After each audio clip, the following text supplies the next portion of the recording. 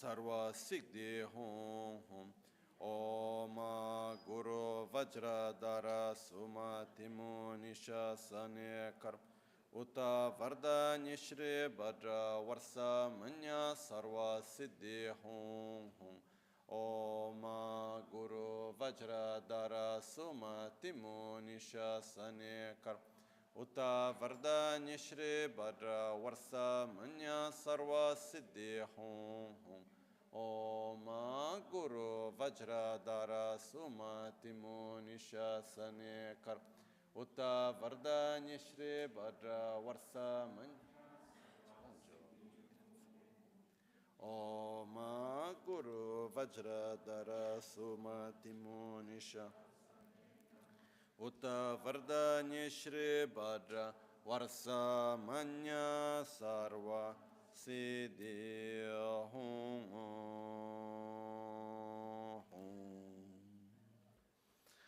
Dagi Jetsun Lama Tuje Che Nyamda Dala Tuje Siksu So Gebe Shesan Dala Tendo So Uyon Sungi Nawa Tsedu So Tseji Ningne Solwa Debe Tse Dejin Korlo Visu Lekshune Yila Sambe Dedun Malupa Geme Lungi Drupra Jingelo Dusha Chabe Nacho Tape Abuchons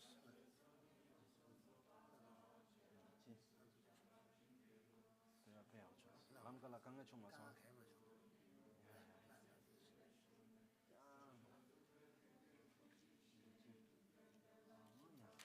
Chabe Nacho Nimba Shiwa Shedan Tumbe Dedun Malu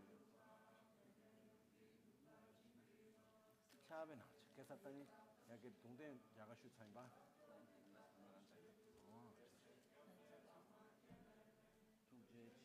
Dala 6 Denema shoot Dene Chada Chipi. I'm just shoot Dene Chipi. Drame to Nyamsu Lama Dan Drame Cheki Pela Lonche Sadan Lamgiyen De Rabzone Dorje Change Koba Nyurtobish Pakyuke Kudan Dagi Lu Pakyuke Sundan Dagi Na Pakyuke Tenyerme Chiktu Chingelo Makyuke Kudan Dagi Lu Makyuke Sundan Dagi Na Makyuke Tugdan Dagi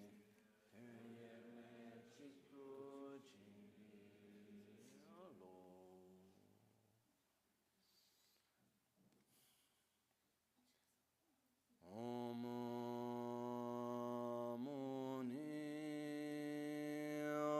Muni Mahamuni Shakyamuni Soha Hola, depende, kamachi şuda. Kamachi de şuda. Ne kontrol angodu çinamada, pepsi çinamada yomare. Taran shoge nama yombarwa anjilasnya. Taran shoge ngabo chene ma chechega yombar shoge stu bimba nima sha toche. Tere nima dawa karma sumnyamdo shakes. Te kombo shorwa. Azo pebel ninda karsum shayadi shinto kombarwa. Ta kenzo pene de bardo pep to bata nida kamzo shawada nyamdo kesh. Taran shoge ma yondo kenzo namdana leba tuzo trabo chire. Ane nga dene ma to nima sharde doa. Ane daga sharsha, karma sharsha, ninda karsam nyamdo sharsha. Terin temje sambu shubu chong. Kenan su terin delep tuwa, yanse yong tuwa ngar bewa da mola. Terin samdu yabu shubu chong. Ane nge nga zo terin pake chö shiya ki nima chuchu yore, terin nima thambu dire. Cherim bu chegi sungje pa tiya re. Ane nge tenda konsola ngodro tsik chi lap. Pepsu gaso chi. Oh ha. Volevo. I'd like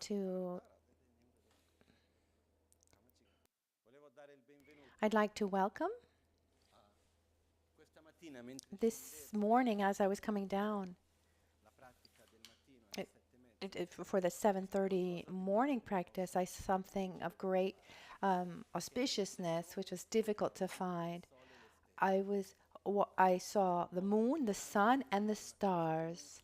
Um, that's in Tibetan. It said it's very rare, special.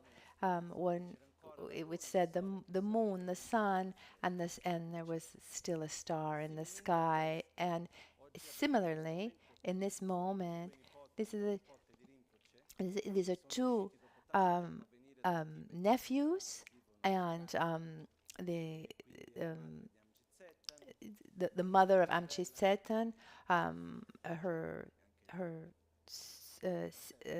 sister and also brother, and many family members. So the two sisters of Tunla and Wandi,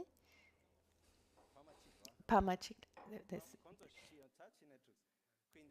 So we have together with Tunla,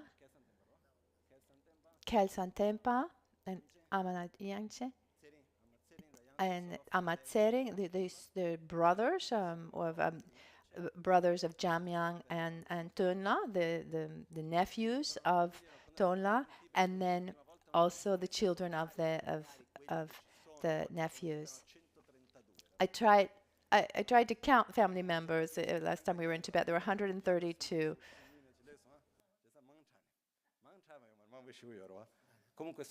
So I'm very happy that they are here. They'll be here for a month to visit. They came specifically to visit the stupa of Rinpoche, and they're here today, arrived today, so we give them our warm welcome.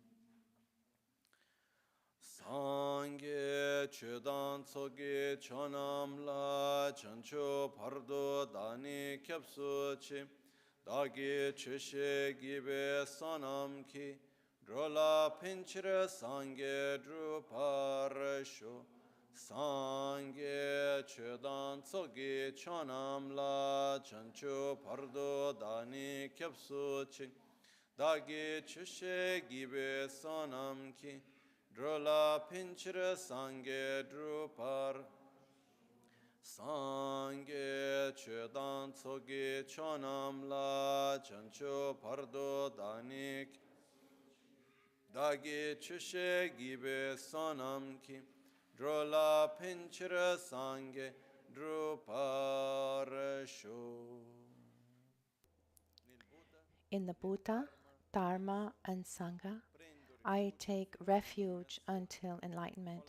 With the practice of generosity and the other perfections, may I obtain Buddhahood for the benefit of all sentient beings. In the Buddha, Dharma, and Sangha, I take refuge until enlightenment.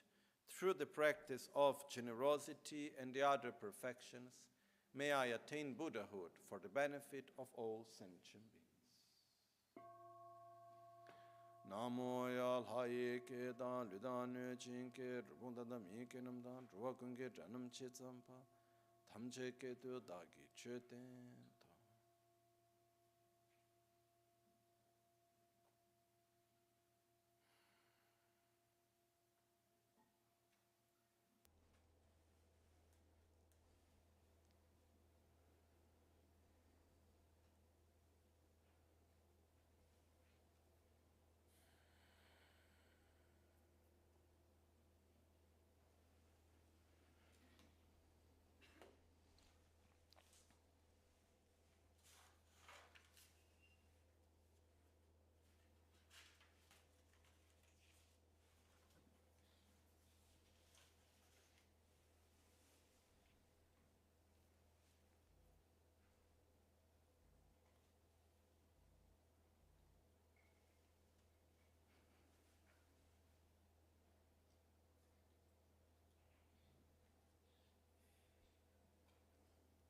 Buongiorno. Good morning.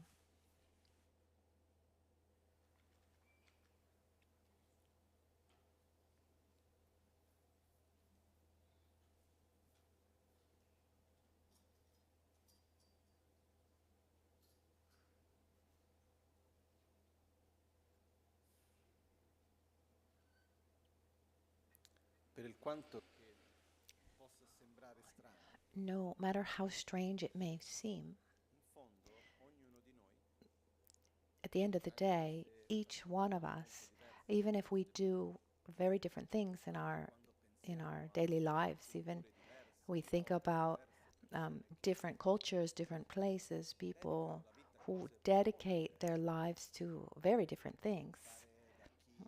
Those who dedicate their lives to spiritual practice in following one religion or another, or without any specific religion, or those who live their lives in a very materialistic way, or someone who's at war, regardless of that reality. At the end of the day, we're all trying, we all want to follow the same road, this road that leads to happiness, that leads to well-being. And this is the absurdity of things, that often we do, to be well, we do what is harmful to ourselves. As I don't know why this comes to my mind, but as a child I would watch this cartoon. It was called the Crazy Race, and they were these strange machines that would race. And what impressed me was that they all wanted to win, but it's as if they did everything to fail.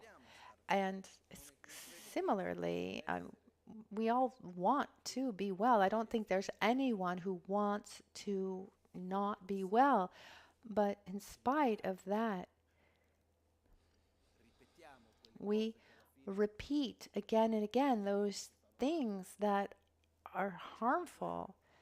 We go to war. We destroy the earth where we live. We maintain behaviors that we know are harmful. So to say that we're very wise, sometimes I have my doubts. There are special beings, and but sometimes I have my doubts. I mean, we have enormous potential, but it depends on how we direct it. And for me, it's very important to remember that we want the same thing. The path is one.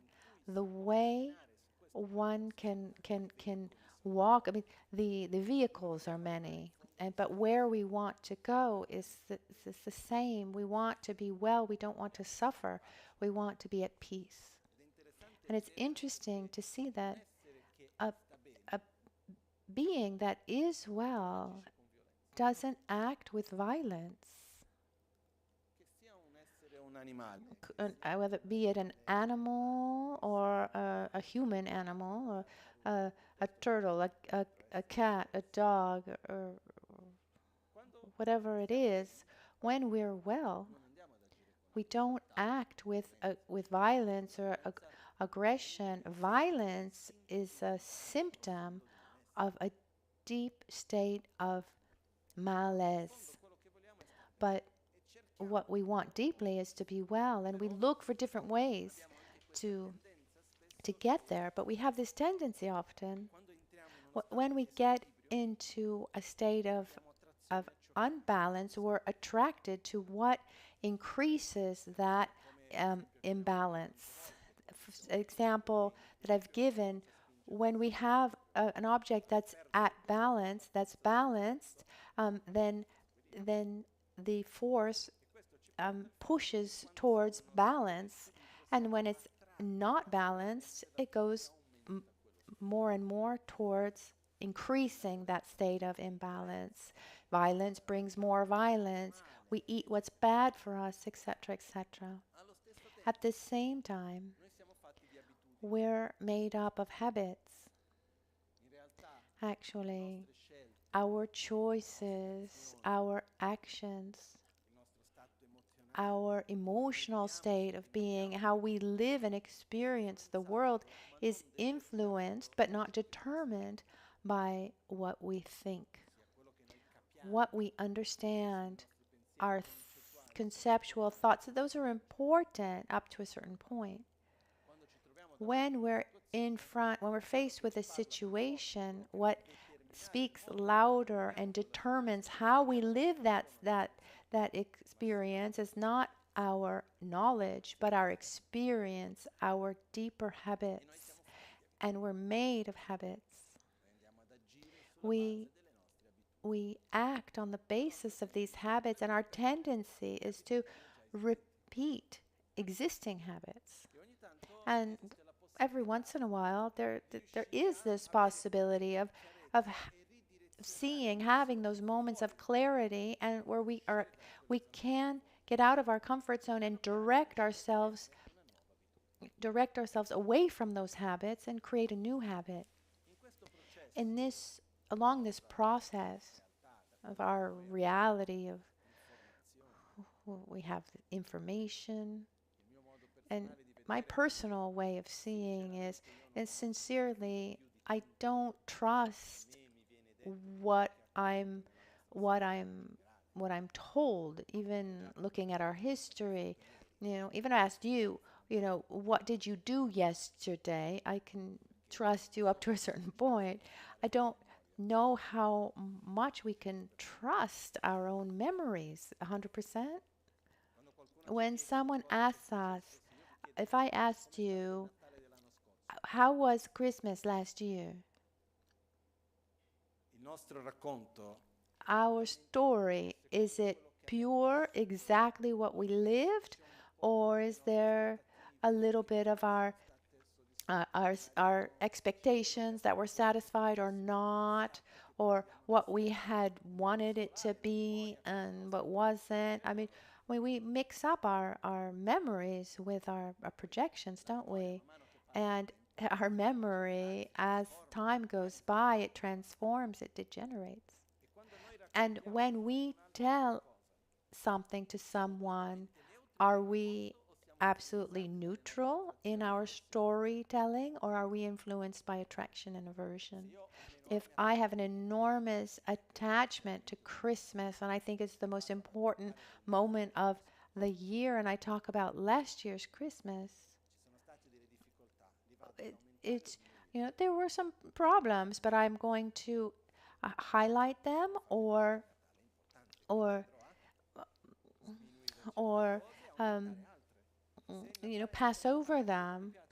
I'm going to forget about those troubles and talk about how wonderful it was. And the opposite is also true. If I hate Christmas, I'm going to I'm going to highlight any kind of difficulty that was present. We try to find this coherence between our thoughts and our reality, and we're rarely neutral when we speak, when we story tell, let's say, and when these stories have come from thousands of years back. I mean, how much can we trust these stories? I mean, those who told these stories, had their interests, you know, in how they told the stories. But this isn't the subject of today. But how things went in the past, I sincerely do not know. Even if it said Buddha said, I don't know. I'm told that Buddha said this. Also because his teachings were written 300 years after his death, written by those who heard from those who heard from those who heard. It's said, it's said that people had amazing memories at the time, but maintaining coherence, y- and actually it's when those stories, when those teachings were no longer matching completely, that's when they wrote them down to safeguard these teachings. But when we look um, in the past, we see that there are a few people who have have um, have won this life's challenge, this challenge of living in harmony with ourselves and with others, with being well, that finding and maintaining a balance. And there have been some people who've been able to do that. And what's interesting is those who have been able to find this state of peace and balance, their words have been enormously influential to those who came after them. One was Buddha. And after Buddha Shakyamuni, there were others.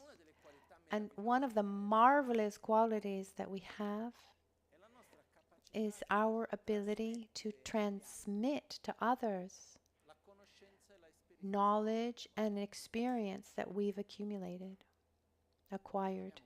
We have this ability to verbalize and also non-verbally to transmit to those who come after us what we've understood, helping them so they can already start. They don't have to start from the beginning. This works for for anything. I mean, imagine in science, the process of knowledge of physics, for example. I was reading a book on the story of physics. The whole process, this road you see that each scientist, each physicist, what they were able to acquire and then pass on. This is marvelous. So it's important for us to access knowledge and experience of those who've come before us, talking about things that worked. And then we need to see if it works also for us, so that we can find this state of balance, this state of well-being and joy. It's not a religious question. It's not about being a good Buddhist. As I've said many times, I don't mean to provoke anyone, but our objective is not being Buddhist. I really don't care if you're Buddhist or not. What I care about is how much we're able to integrate into our lives the principles and values that are healthy, that help us be well and help us be well with others. And over these centuries, there are those who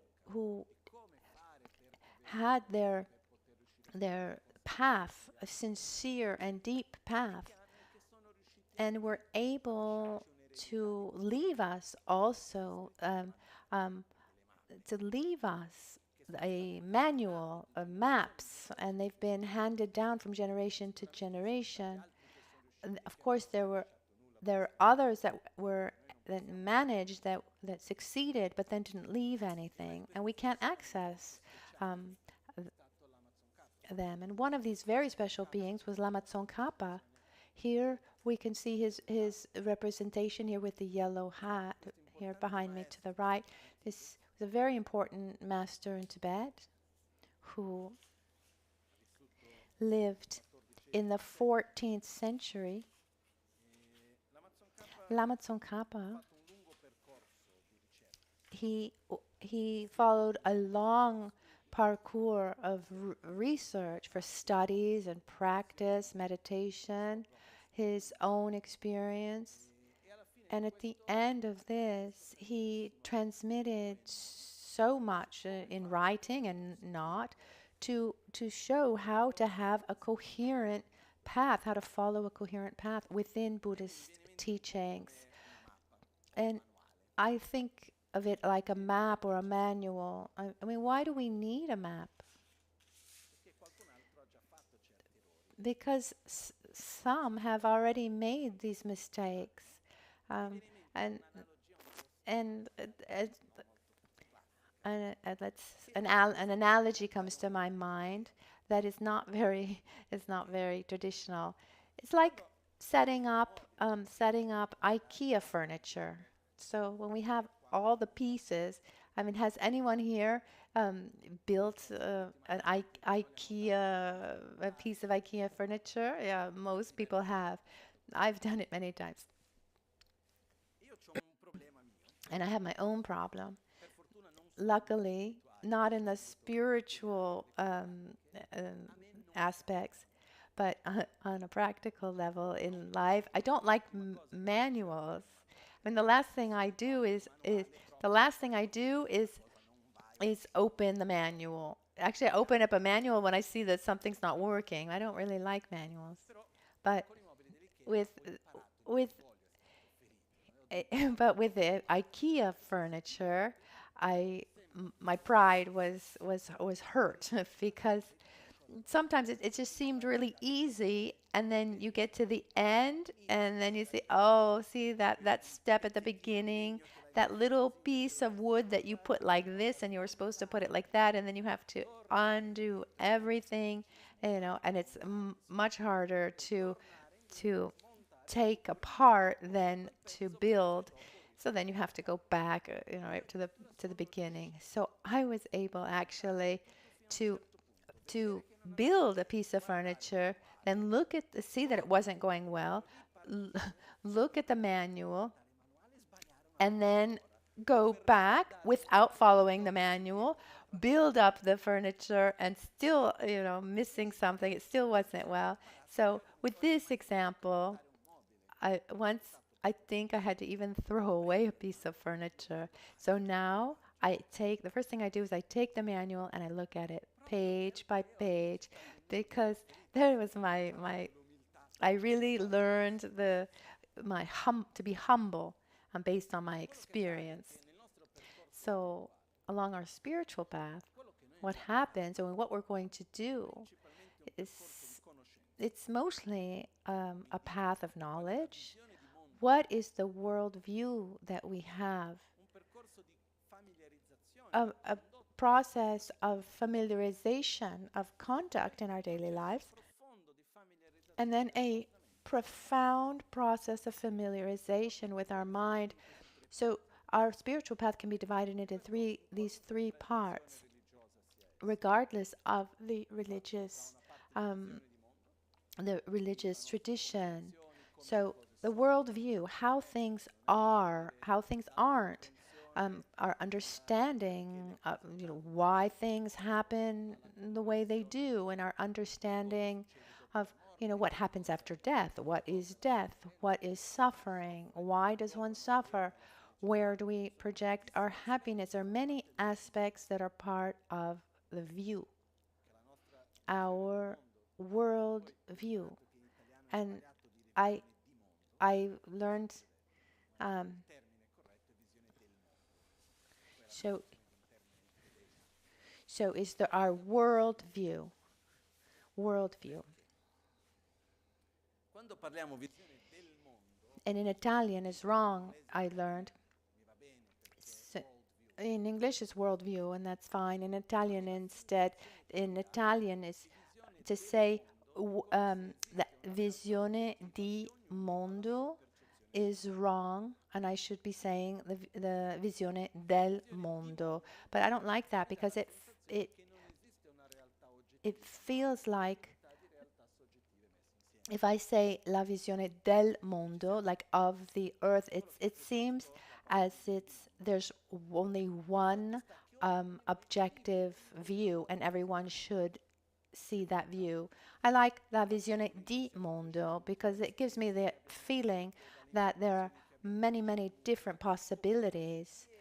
Everything that comes, everything that has shaped these filters through which we live and experience every aspect of life. This is part of the view, La nostra visione, of our worldview. anche se noi Our view, even if we say my view, and each one has his or her view, but most of it actually we have inherited from our parents, from school, from the information that we've received from friends. We've received a tremendous amount.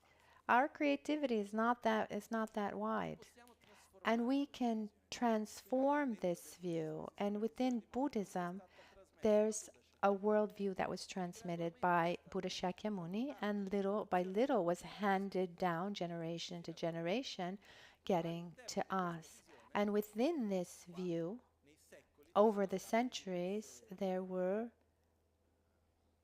punti di vista. different points of view.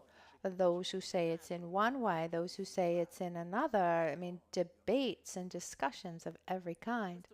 And this reminds me once I was talking to one of my masters, the abbot of Tashi Lumpo in Tibet, Khenchen Losang, Punsok, Ero arrivato in and I had gotten to Tibet. I was there in Tibet to receive teachings. He had just returned from a trip, responsabili di vari and ministeri, di diverse he tradizioni, had andati a fare un pellegrinaggio insieme. so many different those responsible for different monasteries in Tibet. They had gone on a pilgrimage together, and he was there with um, another abbot of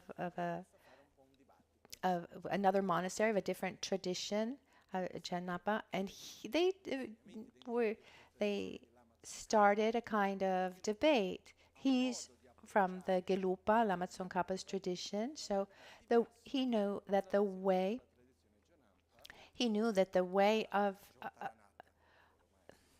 he knew that the way of facing the correct view of reality from the Gelupa tradition was different from the Janapa tradition. So they started talking about it. He said, "Let's talk about it." So if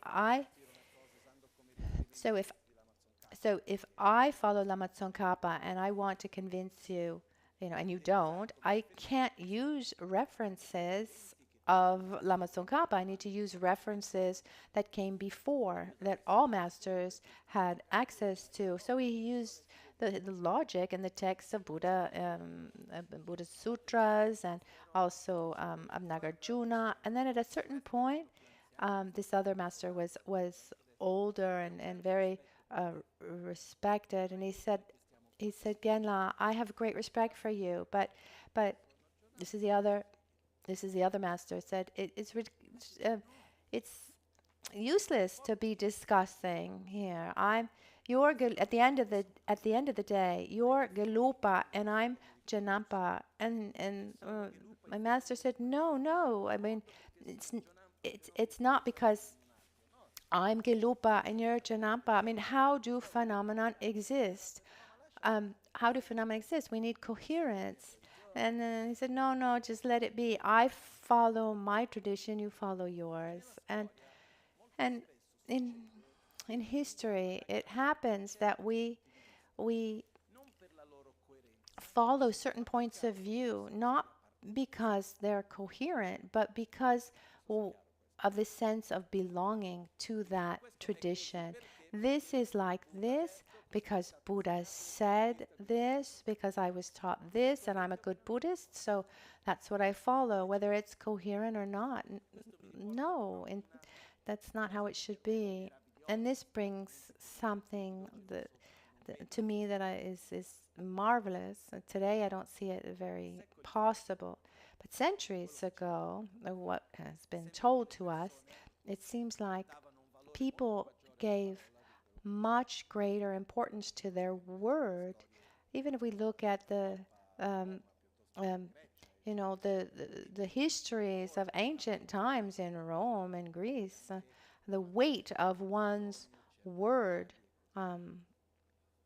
one's also morals, etc., etc. So in India, it said that about imagine in ancient India, imagine I'm so about 500 years ago, let's imagine that I would be talking about this text of Lama Tsongkhapa, and then someone comes in and then invites me to debate on any subject. Maybe one says karma exists, the other one says it doesn't, and we begin a debate. If at a certain point I lose the debate because I contradict myself and I say, yes, maybe I contradict myself on fundamental points, and I see that you're right, I should, as it was in the past, I should convert to that tradition together with all the people who were following me. So let's say if someone came from another tradition, Janampa, or another religion, and they invite me to a debate, and should I lose that debate, then I should convert, and so should all of you. And they were enormous public debates at the time. There's a story, an interesting story. One, it was an important Buddhist master, maybe Vasubandhu, but I get confused on this. But there were some from the Hindu tradition that were amazingly learned and had a great who was greatly able in debate. And so there was one Hindu master who was actually having many Buddhists convert to his tradition because he was winning debates with them. So there was one in this story, this one master who really wanted to know his enemy, and he dressed up as a beggar in I think it was from the Samkhya tradition, and he said, he went to this master and said, I would like to offer my services in exchange for food and lodging. So he did his job well, and little by little he gained the respect and trust of this master, this Samkhya tradition. And then little by little, he started teaching him the life philosophy. And after 12 years, he had transmitted to him the deeper and most secret aspects of his tradition. And after he found what was, according to him, incoherence, then at that point he invited him for a debate. He invited him for a public debate, and then Vasubandhu won that debate. So he worked as a servant for 12 years to learn the secrets. Then there's another famous story, and I think it's also from the Samkhya tradition. He was a very important master. This master, he ended up locked into a Tibetan library, and hours go by, and he's not able to get out. And so, what did he do? He picked up some books and he started reading them. And he took a book, I don't remember which one it is, and then he was deeply, deeply moved. And he wrote a very famous verse. He said, attraction. I don't have I don't have attraction toward Buddha and aversion towards the name of another founder of a tradition. I have what interests me is the coherence of of reality. So coherence was important in these debates. I mean, we live in a time we can't even imagine something like that, because each one is free to do what is right, but it's also difficult for us to talk about different philosophical views, to talk about this path, because the path is one, regardless of all the the maps and manuals and different religious traditions. The deeply, I mean, the path is one, to find a state of peace and balance. So Lama Tsongkhapa, during his life, he did a very serious. He was really a researcher. He was very serious in his studies, and he was really looking for the coherence in Buddhist teachings. And at the time, things were explained to him at that time in Tibet, and the things that he wasn't finding coherent, and he really spent time, even in meditation, to find coherence. And then he founded his own. He founded his own tradition, not because he wanted to make his own tradition, but because he didn't find openness in the way openness from others to discuss these incoherences. And towards the end of his life, he wrote this book that is called Chiwa Lapsam Ramkar, which is translated as the very wholesome questions expressed with an extraordinary attitude. Laksam Rapkar means with a pure intention, not questions because I want to highlight what's lacking in you or show you that I'm better than you. No, but really with an extraordinary attitude. And what Lama Tsongkhapa says, call your tradition what you want, dress the way you want, dress as you want, regardless of how you dress or how you call your tradition or whatever it is. If you are able to answer these questions, your tradition is valid. And if not, then you need to go back and study and understand more. And it's a very important text, because when we read these questions, it's not important for us to see if the Galupa tradition is right or wrong, or it's not an intellectual game here, but it's to see ourselves, looking at our own world view. Am I able to answer these questions within my own worldview? And he wrote in a very normally Lama Tsongkhapa writes in a very learned way, but these questions are written very simply, and the terminology is very simple. He used daily, let's say, a wording, and so some have criticized it and said and have doubted him being the actual author of these teachings. But others have said no. It was to address everyone. So, but actually, the only one who was able to to answer these questions correctly was centuries later. The one who answered that was Panchen Lobsang Chökyi Gyaltsen. So I had the great fortune of studying these texts because first is the question, and one reflects on that question, and then there's the answer of one of the greatest masters of Buddhism, who gives his answer, and then you see, okay, was my answer coherent to his? And little by little, we direct our our parkour of Buddha, as Buddha explained it. And so this is the manual that's been given to us, and then it's up to us. It's up to us to walk the path and follow the map.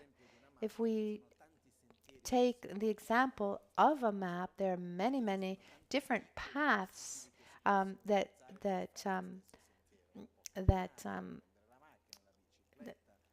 go in many different paths that can be taken to reach this one destination. There are many different vehicles that can be used as well. But it's important for us, one aspect for us to understand is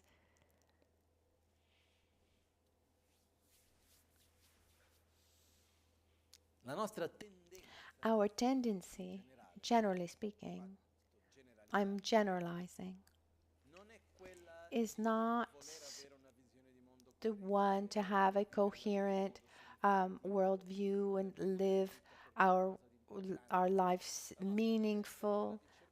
No, our tendency is to survive comfortably. What is our priority? We avoid suffering and we want to experience pleasure. We want to have fun. We don't want to think about our problems too much.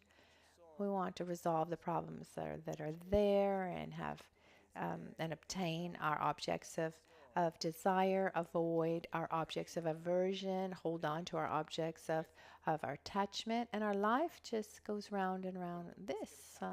Jokingly,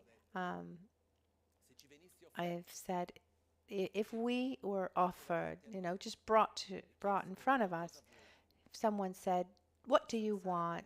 Do you want a comfortable samsara or a sure nirvana, but with hard work?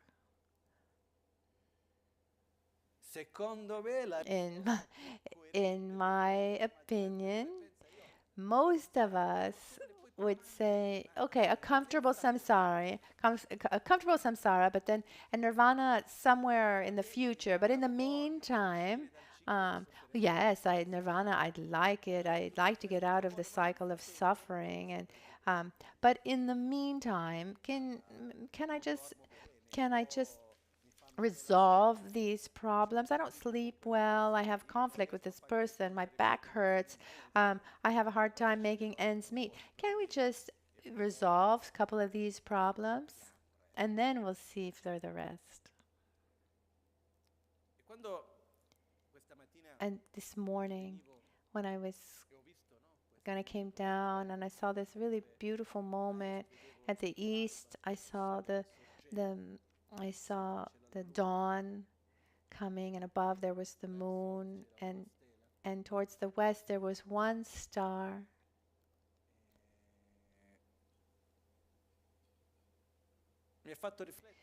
And it made me reflect on the fact that it's very, very rare, this opportunity of being able to succeed in getting out of this dynamic of a comfortable samsara, even when we're able to connect. I mean, in our own lives, those moments where we're able, with sincerity, to connect more deeply,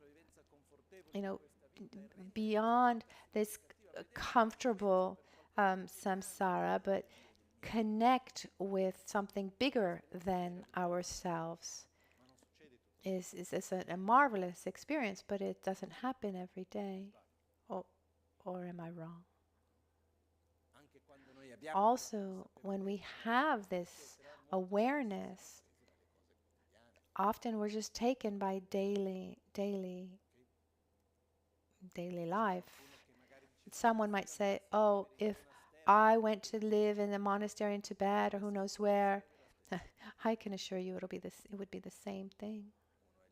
One's there at the end, one's taken by one's own problems here and there, and this one because this one did this and that one said that. This just a, you know, it, as long as you have inner conflicts, your samsara is an inner samsara. Lama Ganchen, wherever you go, there you are. And when Lama Ganchen was in Tibet at 5 years old, he went to study in the monastery of Tashilhunpo, where he stayed until he was 12, and he stayed there studying. And without going on too long about with the story, but for various reasons, he escaped from the monastery of Tashilhunpo. He went out through the sewage pipes that were through the black water. And he studied well, but he was very lively, and his discipline master would beat him, so he ran away. And I mean, in the past, education was not only verbal; it was also permitted, it was accepted to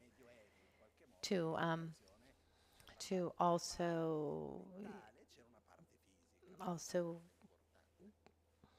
the education was also physical, let's say. So in the past, I mean, Tibet, before it was open, it was quite medieval, no? So Lama Ganchen, it was the winter time, and he escaped, and he found someone who was a disciple of his previous life, brought him home, gave him food, and took care of him, and then they went to his originally monastery, not Tashilhunpo, and said, we will bring you Lama Ganchen, but you mustn't punish him, otherwise we won't bring him. And there he was. It was 3 years at the monastery of Ganchen, and after 3 years there was a problem. These are things, if we see, it seems absurd if we look today. Very human things. It would happen that in the monastery, this is quite a small monastery, about 300 monks. At the time in Tashilhunpo there were 4,000. If there was someone who offered food to everyone, and let's remember in Tibet is over 4,000 meters, and there was also meat, cheese, and barley flour. So when meat was given, so everyone was sitting in a hierarchy. So Lama Ganchen, being the reincarnation of the founder of the monastery, he was given the highest position, and he was given the best pieces of meat. So that started creating envy, and so those who were quite envious of him started gossiping and doubting that he wasn't really the reincarnation. And at the time, Trisha Rinpoche was traveling through the area, and so Lama Ganchen and those attendants around him, they went towards him and then Trisha Rinpoche asked him, "What have you memorized? What have you memorized so far?" And Rinpoche said, like this: "Is to be a real Lama, you need to memorize 10 times more. So I'll give you a choice. I'll give you a title, and with this title, no one will be able to doubt your position. Or I invite you I invite you to the monastery of Sera to really become a real Lama. And Rinpoche said, no, I want to be a real Lama. And so that's where he went, and he continued his studies in the monastery of Sera under the tutelage of Trishul Rinpoche. So it's interesting. Who would have ever said that Lama Ganchen would have arrived in the monastery of Sera because someone was envious of him getting better pieces of meat? So we never know. We never know. So this story came to my mind because wherever we go, attachment, envy, jealousy is present. It's not because we're in a special place that everything is going to go well. It depends on how we are inside. And so there's really nowhere to go. What we need to do is to transform our way, transform ourselves inside so that we can face the world with more peace and balance. But someone would say, well, you don't know, do you see the life I'm leading? The information I'm receiving and the situations I'm receiving. Well, given that, it's even more important to find this coherence, and where we can ask ourselves, what do I want to do with my life? Where am I going?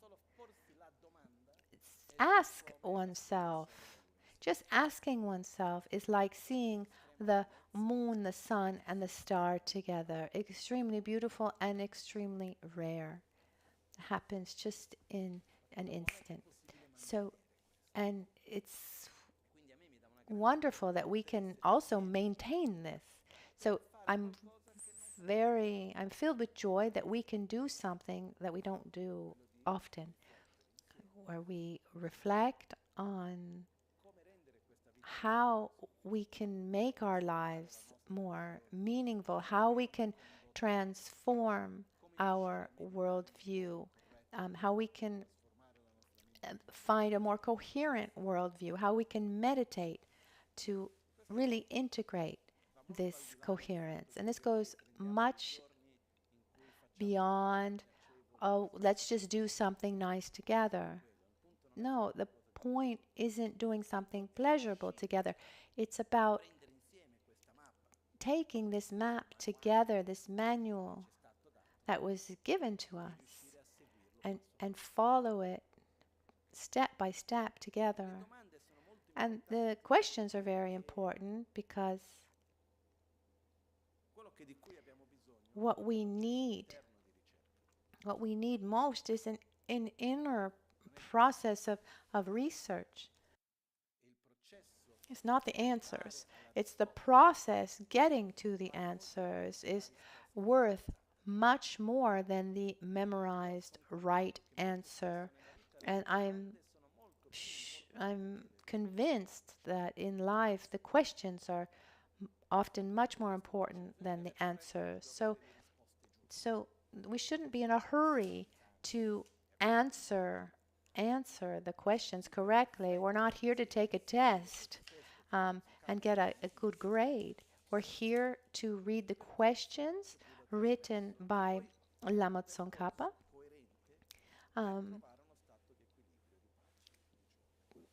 to deepen our understanding of the path handed down by Buddha, so that we can find this state of balance and peace. I wanted to talk about this before we look at the test, because for me it's very important that we're all here with sincerity, sincerity with ourselves first of all. And why are we here? It seems like a banal question, but it's not. When we ask ourselves, why are we here? Some might be here because I've followed Lama's teachings for many, many years. They're important to me. But really, why are you here? Deeply, what are your expectations? Maybe others come because they're curious, or someone finds it pleasurable, or maybe just a habit. But really, deeply, why are we here? This is a question we need to ask ourselves. And this question allows us to have more clarity about our own motivation, because motivation directs our actions. And it's important for us to ask ourselves. So it's important for me to ask myself, am am I here just because it was scheduled, it's in our program, and because life has brought me to be here, and I need to do it and I just do it as a kind of inertia, and I just move forward. And often in life, we have experiences, deeper experiences, and those choices and experiences take us to a kind of inertia, and what we do and experience, and but then we forget why we're doing what we're doing, and we are a little disconnected from that motivation that was at the basis. This can happen in a relationship with someone else. It can happen at work. And that's why I think we should go back and ask ourselves, why am I here? And there's a reflection in 6 points that one can do that I really like that, and it can help us see where we are on this map. It's called the 6 awarenesses, the 6 discernments in listening to the Dharma. The first is where we see ourselves as a patient. Just imagine that we go to a doctor. Why would we go to a doctor? Most of the time, because we like the doctor, because we like to use use the health system, public health system, or I like to spend money on a private doctor. Why do we go to a doctor? I mean, because you're a patient, because you're not well, there's something not right. So if I go to a doctor, I know from the beginning that the doctor needs to help me, and not exactly what or how, but I have this awareness that there's something not right. Because if I go to a doctor without this awareness, but with this attitude, oh no, I'm fine, I won't be open to listening, and I won't take the medicine. So the first awareness is I'm like a patient. What's our sickness? I mean, why are we all here? What sickness has brought us here? If we went to the Buddha and said, Buddha, I've come to you. Let's see, what symptoms do you have? Buddha would ask us. I'm dissatisfied. A little bit of anxiety. I do many things, but at the end of the day, there's an emptiness that I can't fill. Sometimes I'm happy, sometimes I suffer, and I'm always trying to fill up this void. There's this a kind of, it feels like a roller coaster sometimes, of joy and sadness, and just a mix of many things, and I'm really never able to be stable and well. And the Buddha says, yes, you're sick, and your sickness caused obsession with self-gratification is caused by ignorance, ignorance caused by the grasping at inherent existence. We'll understand more later what that means. And we say, okay, yes, I am sick. What does that mean to be sick? you are in a state that is out of balance. Sickness, according to Tibetan medicine, for example, is when there is no balance, there isn't balance among the elements, and there isn't a balance between the body and mind, and sicknesses, illnesses come out based on these imbalance. So the sickness is the state of imbalance. So in Tibetan medicine, it says that a, a, a sentient being, as long as he has mental defilements, will be sick. So from the beginning, we are all sick. We're in a state where balance is lacking. So this first awareness is, okay, there's something inside of me that I like to fix. And it's important to recognize ourselves as being sick, because you can cure your sickness. It is not part of our nature. It's not a state of sickness to have two legs, for example. I mean, I can have fewer, not really have more, but I mean, it's part of our human body to have two legs. But having a fever or some kind of imbalance or some kind of poison, I mean, these are things that we can get rid of. We can find our balance. So to say I am sick is like saying I recognize there's something inside myself that I can get rid of. So that first awareness is I'm a patient.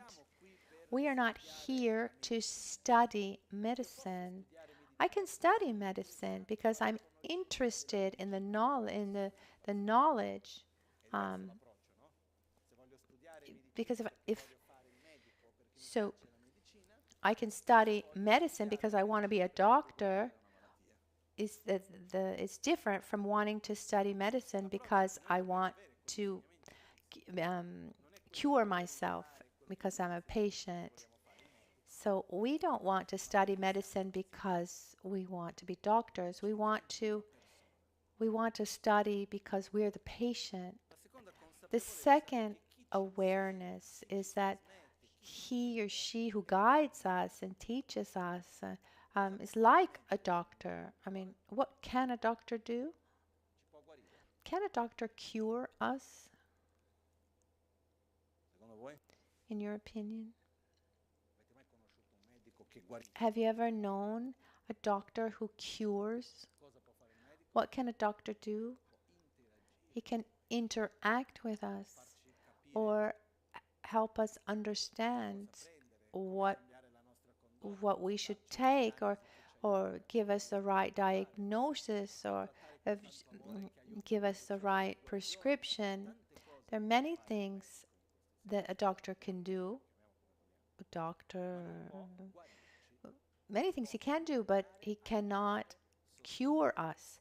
He can support us and show us the way, but we're the ones who would be cured from our sickness. It's our own psychophysical state that is cured.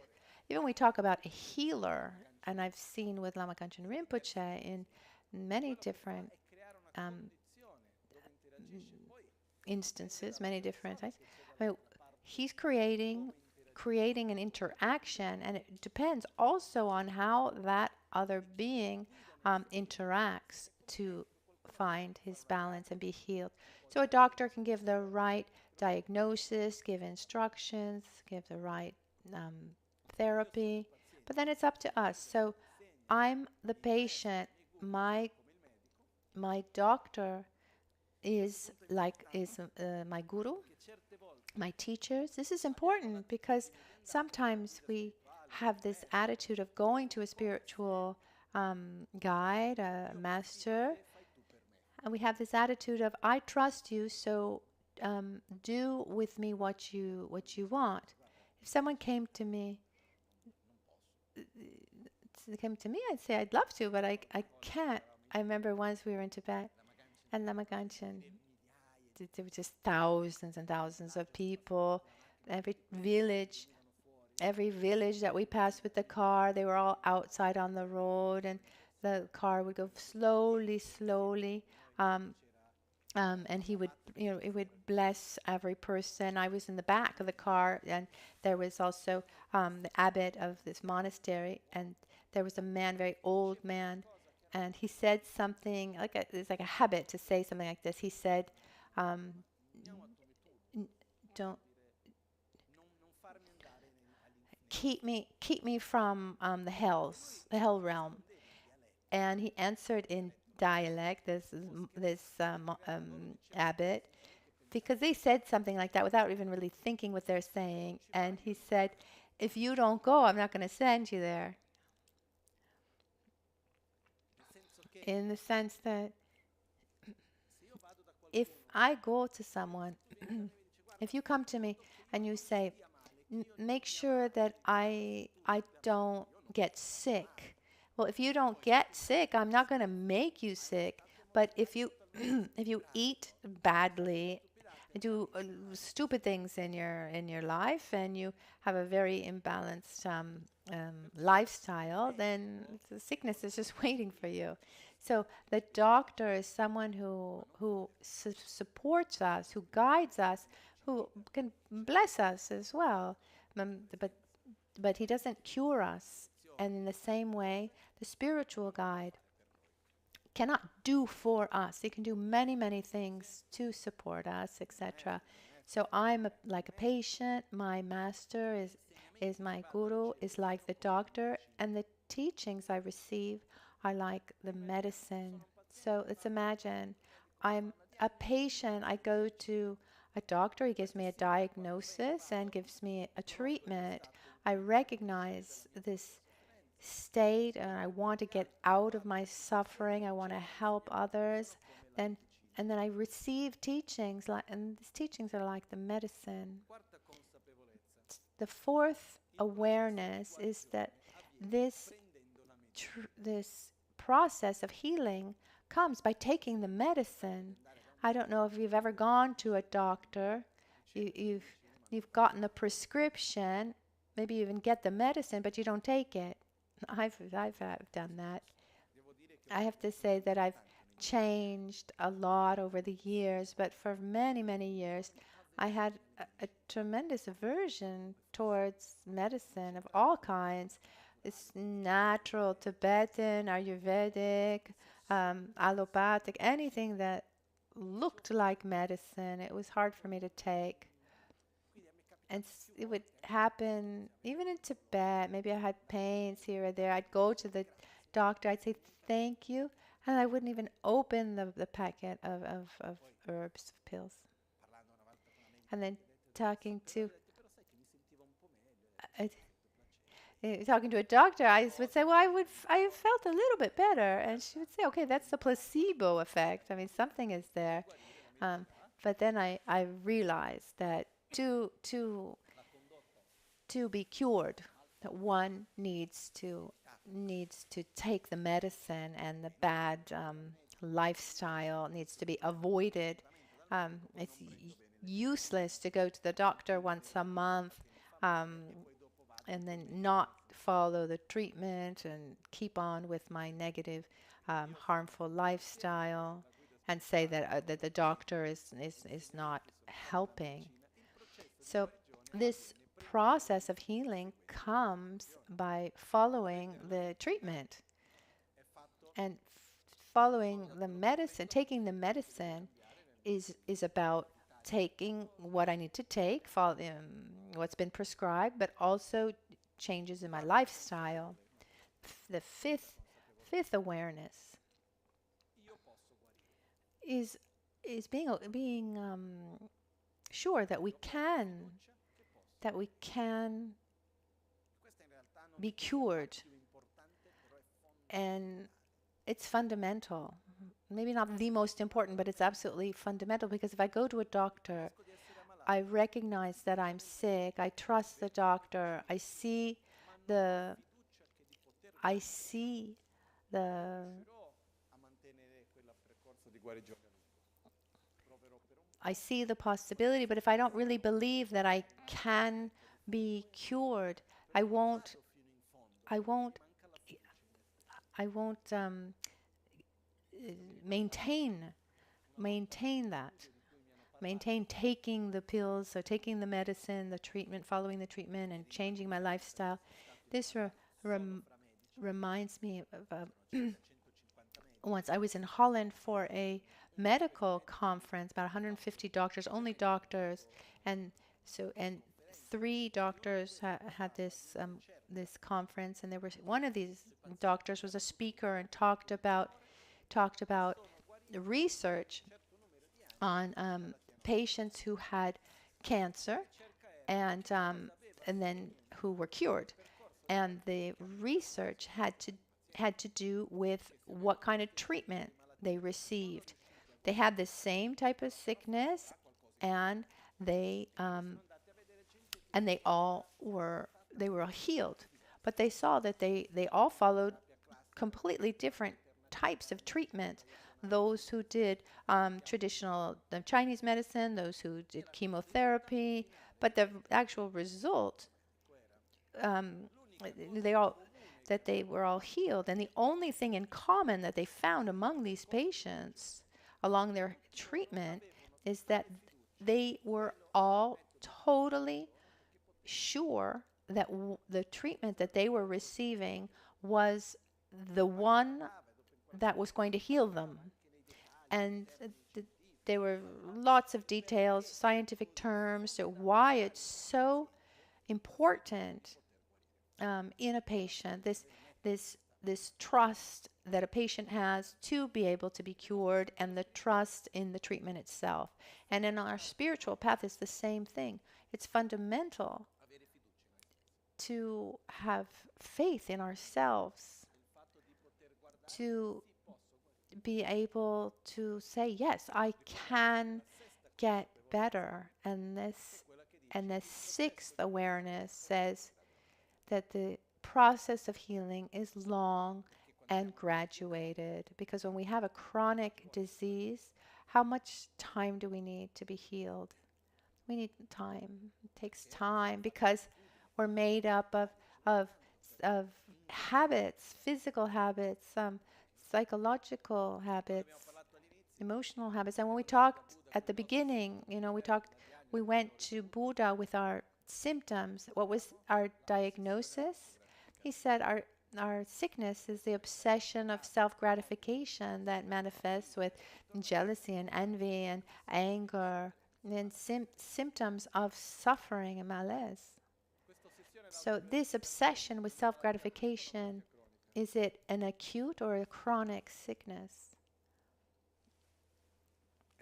It's chronic, isn't it? Or is it just yesterday? I got a little bit, I caught a cold, and then at a certain point, so the selfishness just comes, and you take an aspirin, and it goes away. It's not only chronic. I mean, chronic from lives and lives, from many lives, not something that started recently, but there's something very important. Our being, our body, our mind, the body and mind always go together. Our being works off of habit, and every interaction that we have creates a transformation. There is no solid being, a psychophysical solid being.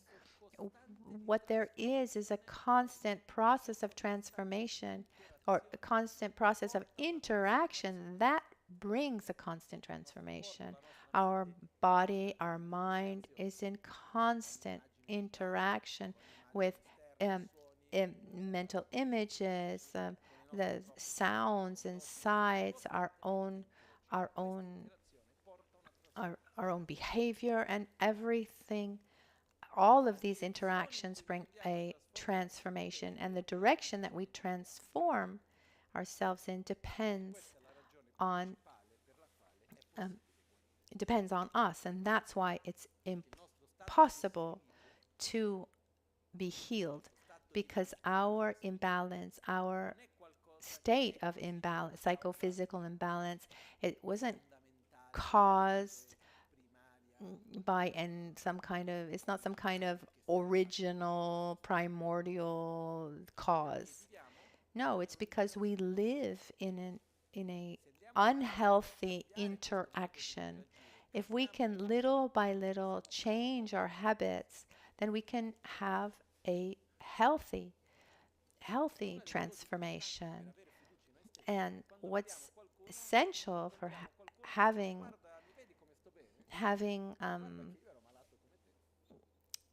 it's important for us to have trust and faith in ourselves is meeting people who have managed, who have succeeded themselves. And here we have all these images, and they're actually, these are masters who transmitted Dharma, but they're also like testimonials. They're saying, I was able to do it, and you can do it too. And there's the same for men and for women, but it's fundamental along our process to get to this awareness where we say, I can do it, I can do it. And obviously the process is graduated, and gradual. It's these small choices and actions that little by little make a huge difference. Okay? So with this awareness, with this intention, as I said before, one of my masters, Ken Lakpala, I was studying, I was in India. He said, you're studying well, I'm happy, but remember that you need to put into practice what you learn.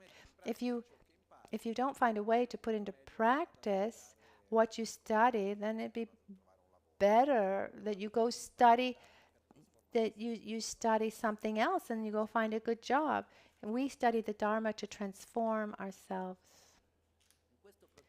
Along this process, the reading of this text, which will begin today, and I think it's going to take 3 years to finish this whole text. So there's no hurry. I mean, the text is divided into 3 parts. It's the view, conduct, and meditation, familiarization. And we're not in a hurry to finish it. And we don't need to become expert in the text of Lama Tsongkhapa, but we need to integrate his teachings into our lives, into our spiritual path. So I'd like to spend the next 3 winter courses to finish this this text. And there will be no exam. We don't need to be in a hurry. Minkambo in Tibetan, like a name. It means like empty name. So you sometimes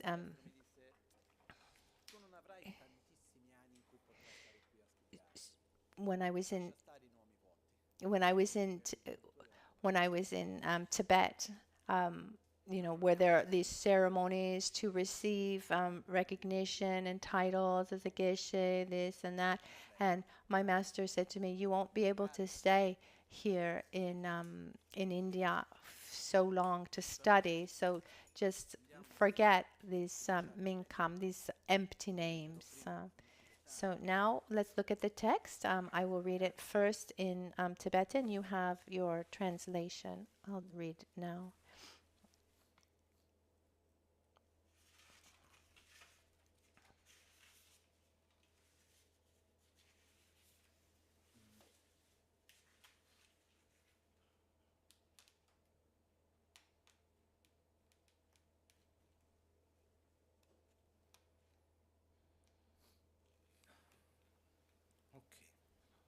Okay.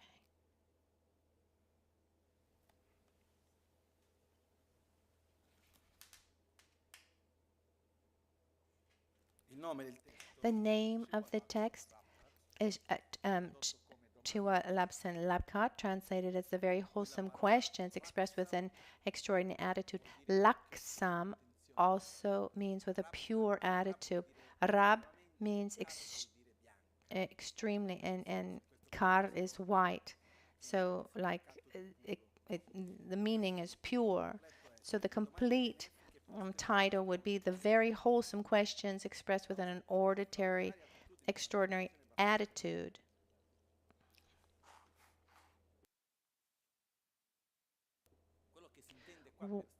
Here, an extraordinary attitude it's a pure attitude where there is no intention to ask questions to convert you or show that you don't know.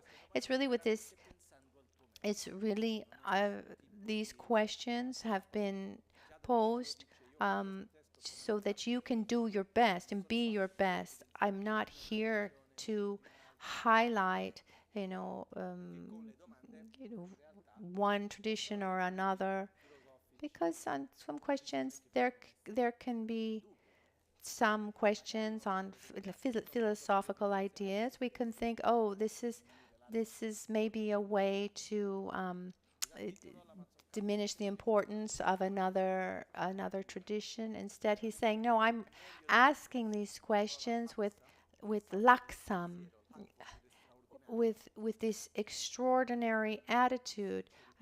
Sincerity. I'm asking these questions with an attitude of with a pure attitude. Let's say these questions.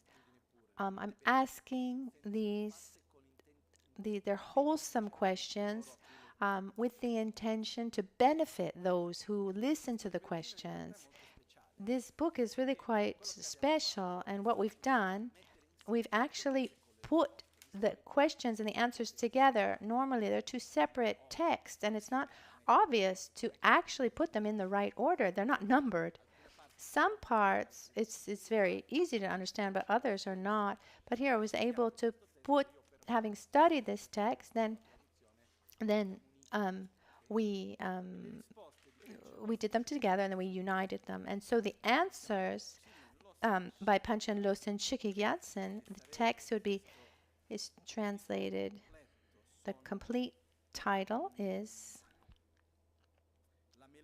The Melody of a Noble-Minded Proposal by Panchen Lobsan Chukyi Gyaltsen, as an answer to the very wholesome questions expressed with an ordinary attitude by Lama Tsongkhapa. So, Chinle Lobsan Chile Jayang. So, this melody of a noble-minded proposal. These are the two separate texts, but we've integrated them. So Panchen Lobsan Chukyi Gyatsen, in our tradition, one of the most important traditions, here we have his representation. Here where you see with the translation booth, you can see five masters starting from left to right. The first one is Nagarjuna, who taught many important texts on subjects like the correct view of reality. And the second one is Panchen Losен Chukyi Gyaltsen, who wrote the Guru Puja and many important texts. And then we have Pobonka Rinpoche, who's the master of Lama Gachin. And then we have the 10th Panchen Lama, one of Lama Ganchen's teachers. And then we have Demo Gonsa Rinpoche, who's also another teacher of Lama Ganchen. And actually they follow also the chronological order. The Nagarjuna was the oldest of the teachers. So Panchen Losang Chukyi Gyatsen wrote marvelous teachings. So now let's begin from the beginning.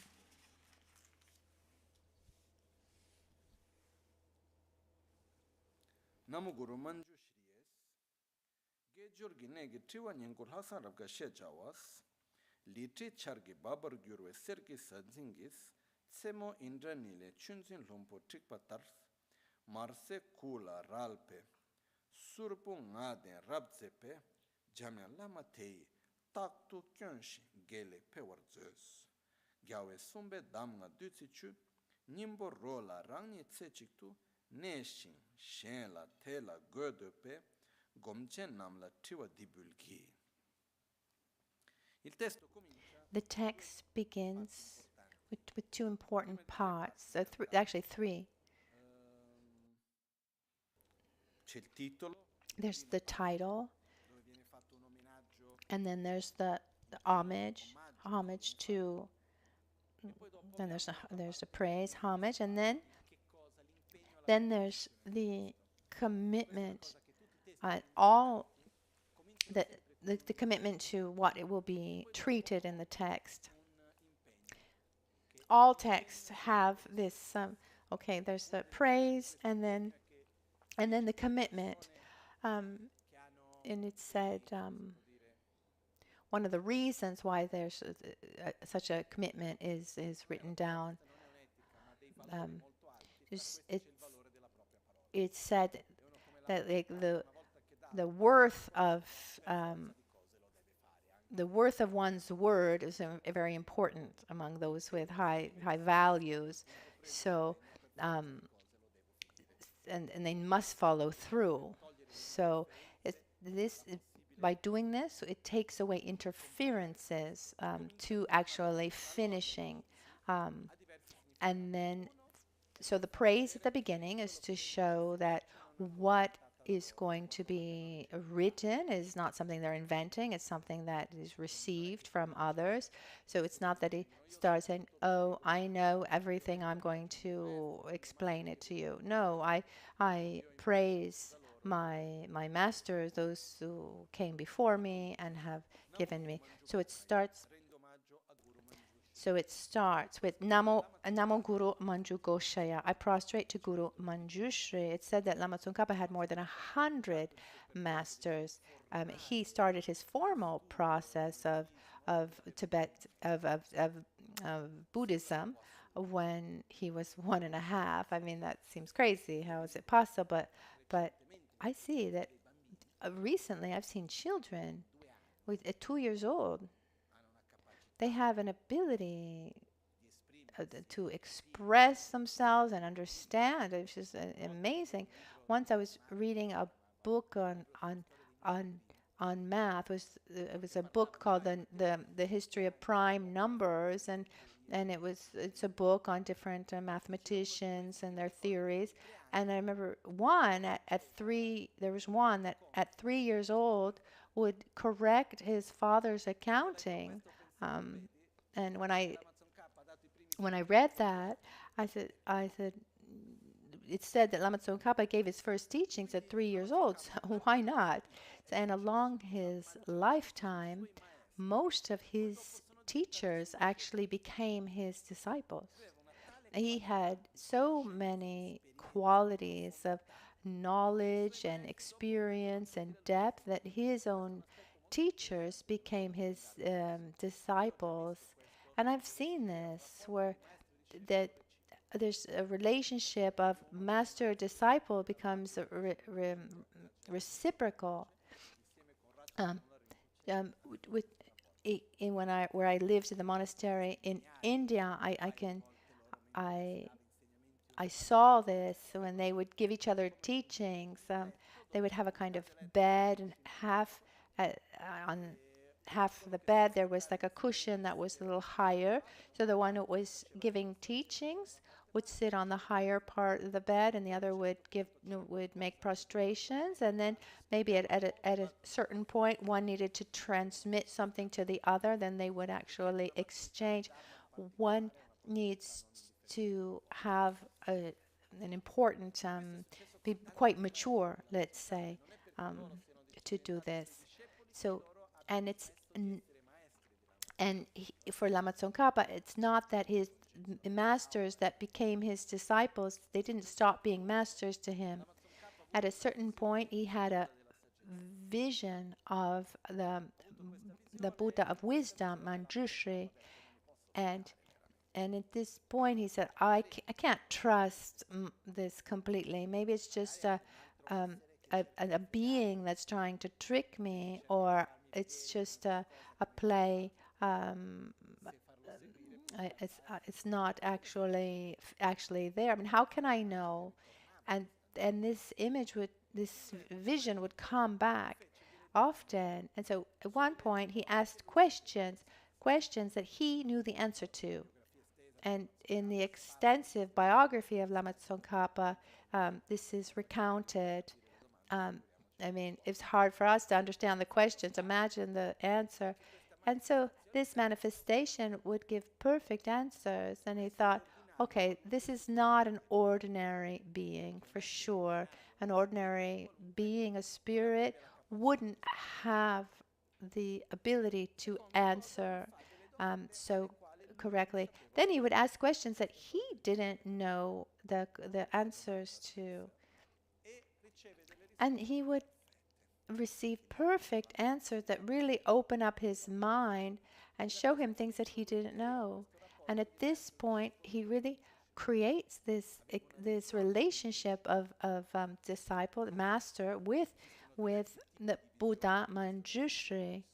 I mean, one can have a vision during a dream or like a daydream, and then there are visions is like seeing the person physically. So he had this kind of vision. And this relationship, in the later part of his life, the one who guided him was Buddha Manjushri himself.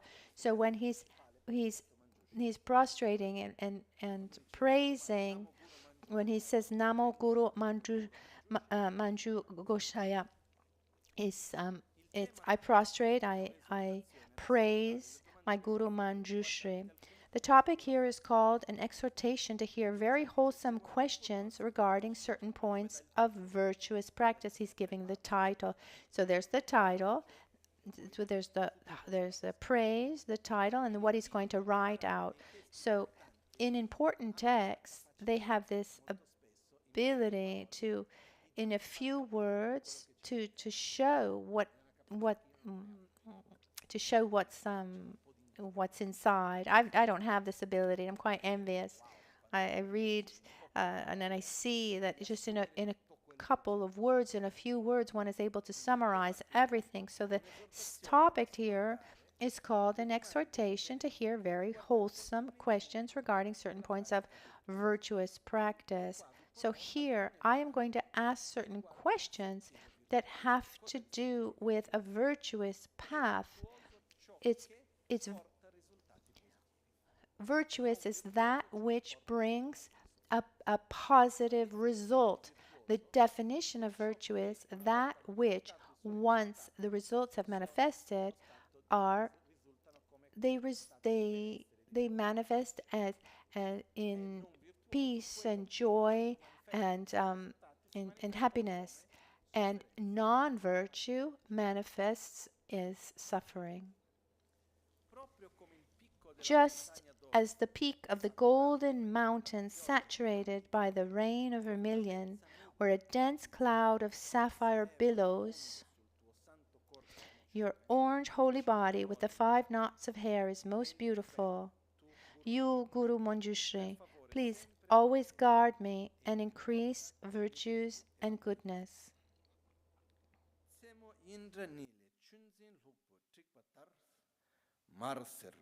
Kula ralpe surbo ngaden rabzepes, jamia lama teye taktu, kyongshin gele pewarzus. This verse, Lama Tsongkhapa, is praising praising the qualities of Manjushri. It's said that his hair is tied up into 5 knots, 5 top knots, 5 levels, representing the 5 wisdoms, the wisdoms of the 5 Dhyani Buddhas. The external representation, an external representation shows the internal qualities. It says you're adorned with the 5 wisdoms. So you who can Manjushri represents also the embodiment of wisdom. And then he says, who am I writing to?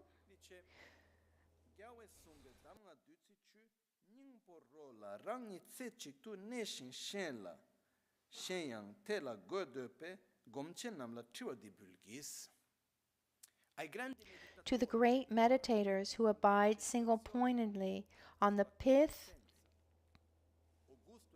or the essential taste of the nectar-like instruction given by the victors, and who want also to place others there, I present the following questions. So who am I writing to? Those who want to put Buddha's teachings into practice. The term to meditate means to familiarize.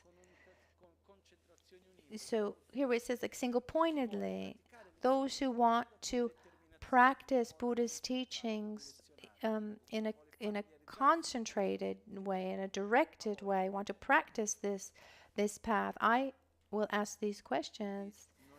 So it's not a question, not question for someone who wants to study the Dharma or someone who wants to just begin. Someone who already has a deep interest in Buddha's teachings and wants to put them into practice, wants to meditate correctly and really get to the heart of the teachings and put them into practice.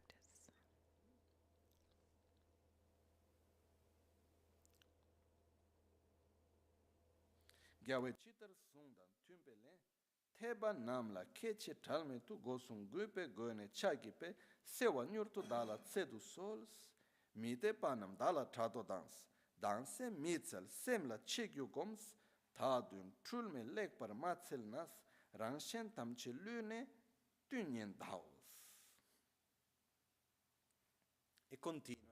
And it continues, to those whose answers are correct according to exactly what the victors said, I venerate them with all my three doors, without separating myself. My three doors, body, speech, and mind, I prostrate to them. So those who can answer correctly, you have all my respect, without separating myself from them, even for an instant. So my veneration and my praise will be constant towards those who can answer correctly. So therefore, please answer me clearly and quickly. Actually, he's hoping that that they will answer him quickly in writing, but they're not so easy.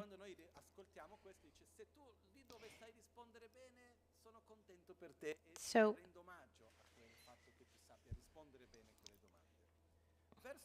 to those whose answers will not be correct, it actually says, I will not have any envy or aversion. I'm not going to, I have nothing against you. Actually, it will be an analytical meditation from my mind, asking the questions and doing this for you. I mean, something that will be good for me too. If we do not still seek well for a non-mistaken answer, we will all be cheating ourselves and we will risk falling into a lower realm. These questions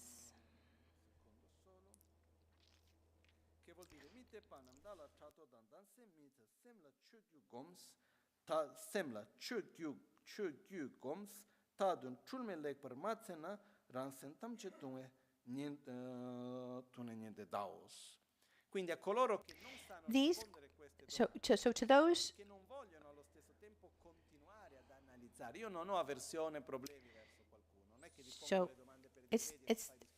so it's not like I'm asking the questions to highlight your you're lacking or that you're inferior, but take this as an opportunity to familiarize yourselves, because if you if you don't take the time to have a correct understanding and you keep on meditating on the wrong, on the wrong, th- um, on that which is wrong, it will. Um, I mean, then you'll keep on meditating in the wrong way and have it'll be a cause for degeneration. So then you won't only be hurting yourself, but then you'll be writing your own manual that doesn't work, and you'll be hurting others as well. So, because I mean, as long as we're talking about building an IKEA furniture, that's fine. But if we're talking about instead of very subtle and important philosophical questions, then it's really important to follow a correct, coherent path. And I'm not here to say that one tradition is right, the other one's wrong. Let's look at the points, these points. If you can answer them correctly, you can call it the tradition as you want. You can you can dress up with a yellow cap of Lama Tsongkhapa or like Mickey Mouse, doesn't matter. But if you can't answer, then you need to study more. If you need to really deepen your understanding of correct view, then you can hurt not only yourself but also others. The term that's used is that there's this risk of falling into erroneous views. So instead of walking a path that is beneficial, you can actually fall into erroneous views and be trapped in those and share those with others. So here shows the importance of, when I read this text for the first time, it was really important to me. Just imagine being in front of Lama Tsongkhapa, who gives me a kind of test and says, "Let's see if you studied well." And what is this? We ask questions on the view, conduct, and meditation, and then that makes me reflect on these questions. And luckily, it's like when there's an exam, at the very last. Luckily, we also have the answers, who gave the correct answers, by Panchen Lobsang Gyatsen. And so we can see if we gave the correct answer or not, or maybe we didn't even understand the question. We can study more. So remember, right or wrong question, it's not about you know about taking the exam well and showing how good we are. No, one of the dangers along the spiritual path, there's this risk of belonging becomes more important than actually walking the path ourselves. I follow the manual A, you follow manual B. So I belong to this. I don't have all the answers to this, but that's my team. It's using, I have this map, you have that map. You go on, you use a bicycle, I use a train. One risks not moving forward because one might feel really like the sense of belonging more than anything else. I've seen, for example, like the car, for example, there's a whole world of those who like 4x4s, off-road cars, but those who have a passion for 4x4, how many of those actually go off-roading?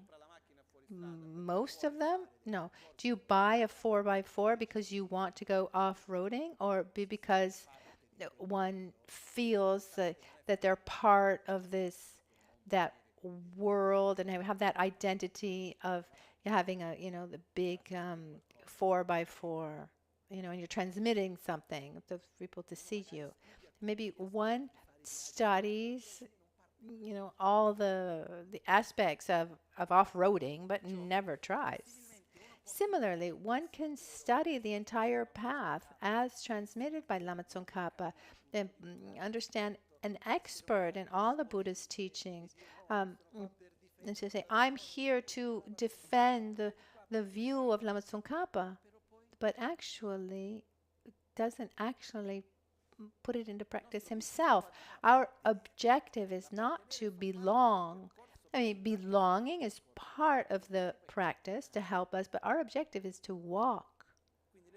So the questions that Lama Tsongkhapa asks are not so that we can see if we're good Buddhists. The questions are showing us what we're doing. What is my level of understanding, my level of practice? What is my behavior? How is my meditation? And to do this, guided by Lama Tsongkhapa, with the support of Panchen Lobsang Chökyi Gyatso, two of the greatest masters in the history of Buddhism, this is an enormous opportunity. So I wanted to share this text with you because it's a text that brought me tremendous joy. So today we open the door, and little by little we will look at that. Tomorrow we'll look at the first question, and we'll see if we can conclude and just look at the answer in the first question, or if we'll need a couple more days, more time. Okay, it's time for our dedication.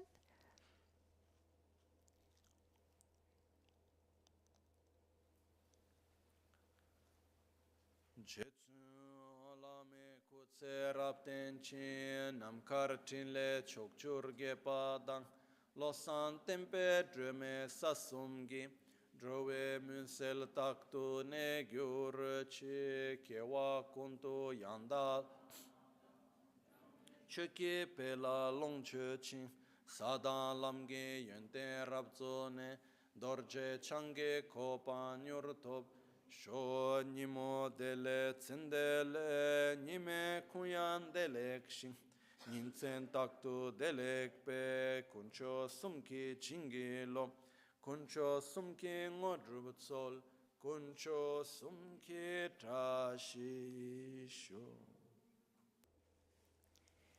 At dawn or at dusk, at night or midday, may the three jewels grant us their blessings. May they help us to achieve all realizations and sprinkle the path of our lives with various signs of auspiciousness. At dawn or dusk, at night or midday, may the three jewels grant us their blessings. May they help us to achieve all realizations and sprinkle all the path of our lives with various signs of auspiciousness.